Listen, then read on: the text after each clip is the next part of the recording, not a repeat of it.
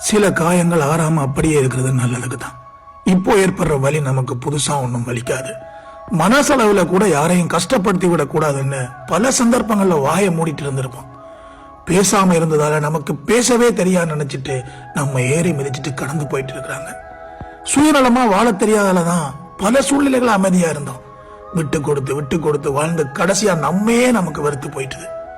நாம ஏதோ ஒரு நல்ல விஷயத்த சொல்ல வருவோம், அதை தப்பா திசை திருப்புவாங்க. அவங்க ஏதோ ஒண்ணு கேவலமா சொல்லுவாங்க, அப்புறம் அதை நல்லதா சமாளிப்பாங்க. நிம்மதியும் வேண்டாம், சந்தோஷம் வேண்டாம், எதுவுமே வேண்டாம். உயிரோட இருக்கிறது அவ்வளவு கஷ்டமா இருக்கு. பயந்தான் ஒவ்வொரு நாளையும் கடக்க வேண்டி இருக்குது. எப்போ என்ன நடக்கும், எப்ப பிரச்சனை வரும், அது எப்படி ரூபத்துல வரும்னு எதுவுமே தெரியாது. ஆனா வந்தே தீரும். அலாம தூங்கின இரவு ஒண்ணு கூட ஞாபகம் இல்லை. ஒரு நரக வாழ்க்கை.